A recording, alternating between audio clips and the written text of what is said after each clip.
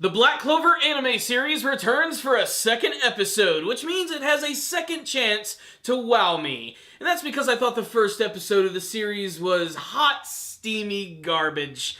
I didn't like it that much. What I will say is the second episode of the series was much better, but not by that much, really. It's just barely tolerable, although I have to admit, I am starting to become intrigued by this mystical world of magic. So, what happened in this week's episode of Black Clover? Well, we get to learn a little bit more about the backstories of Asta, and the magical world in which they live. We get to learn how someone becomes the Wizard King. Apparently, if you have the ability to use magic and you can take down some gigantic Godzilla-sized demon, people will elect you the mayor of Magicville and you will officially be the Wizard King. You have to do something really awesome and amazing, basically. And this is the first inspiration for Asta and to become the Wizard King. But they both have their very own ideals, with Asta wanting to protect his friends. Take a drink every single time someone in a freaking shonen action series says that. I'm going to try to not be so vicious in this review. I'm going to pump the brakes a little bit now and try to appreciate what is good about Black Clover. Well, at least they go through the backstory pretty quick. I mean, really, there's this whole flashback in this episode. Yeah, if you were expecting that big battle with Asta and that weird chain-using magic user to be like the dominating factor of this week's episode, well, prepare to be disappointed. In fact, that battle concludes in this episode in the span of basically a minute and one single attack from Asta and his cool black sword, but we're getting ahead of ourselves. Let's talk about this backstory, which basically just turns into an adventure of Asta saving his brother from being beaten by a crazy drunk.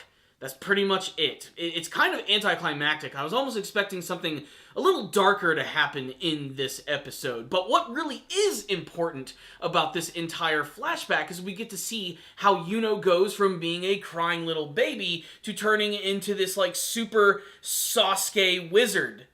If you know what I mean by that. Like, in the beginning of the series, their personalities are very different. At least Yuno's is. Asta is still exactly the same. And it's also worth noting that his voice is way more bearable when he's a child. He doesn't scream as much, and when he does, it doesn't have the same effect as when he's an adult. But don't worry, that rears its ugly head at the very end of this week's episode. But basically, Asta's still the same. And is just a crying, timid little kid. He has the ability to use magic, but he doesn't necessarily have the drive. That is until his stepfather, the father of the church, who comes in riding on a freaking broom, by the way, freaking Nimbus 2000 up in here, and basically he sends off to town to give some sort of message to the mayor on the other side of town. I don't know why he doesn't send an adult. Let's send the defenseless child on some crazy adventure through the snow. This is an anime. It's just going to toughen them up even more. So, goes to this village where he catches the attention of this drunk who gets kicked out of a bar, and he sees that Yuno's wearing a necklace. He figures he can steal it off the kid and make a little bit of scratch on the side. The problem is, Asta has actually been following his brother when he realizes that he has been waiting forever for him to come home, and he really wants to eat his potatoes for dinner, so he just runs into this dude and just keeps plowing into him, punching him and tackling him, and for some odd reason, the drunk guy just gives up.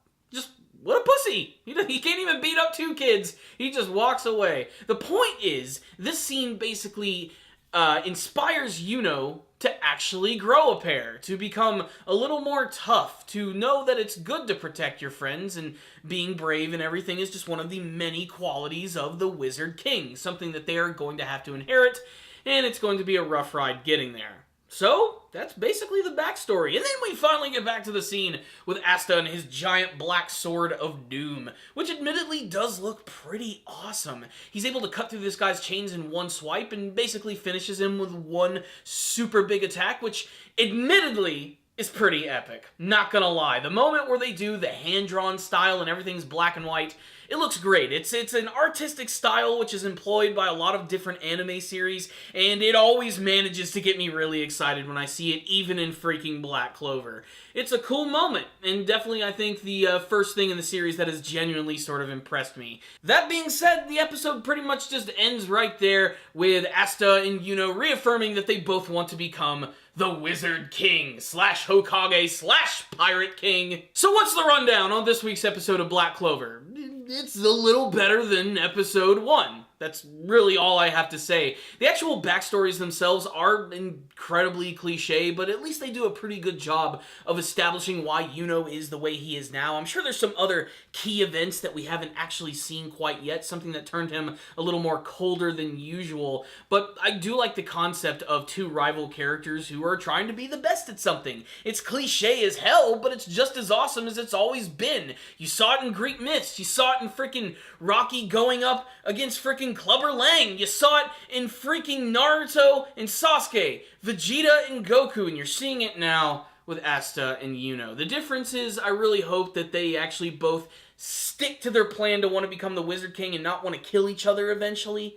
I really want them to avoid that trope big time. It's something that we see way too much in anime, and I can't wait to see more of the development from these crazy orphan brothers and their crazy magical world. What's also cool is this episode has a brand new opening, sort of teases you about some of the things that are going to happen in the series, and it's just a bunch of characters I'm unfamiliar with. I can't wait to learn about them. I'm sure a lot of them are really cool, and there's a lot of tease for some action. We'll just have to wait and see. Who knows? Maybe Black Clover is like one of those weird, funky French cheeses, where at first it's just completely unpalatable, but once you let a little bit of mold grow on that sucker, it starts to taste pretty good. We'll just have to wait and see. Either that or it's just a freaking turd. We'll find out. What I will say is, the second episode, in my humble opinion, still just didn't really blow me away. I'm sorry, it just didn't. There are some things about it that are good, but really there's just nothing unique about this episode right here, which is unfortunate. There are some cool looking scenes, which definitely save the episode, but in my humble opinion, this is a 2 out of 5. Most people will probably consider it a 3, just an average episode, but I'm just not really gelling with these characters quite yet. I haven't found myself becoming attached to them, and maybe it's too early on. It is episode 2 after all, but we'll just have to wait and see, really. So, there it is. That's my thoughts on the episode. Make sure to tell me yours in the comment section below. And, of course, if you liked this review, please subscribe to the channel and like the video. I'll see you guys next time. And, as always, stay damn down, baby.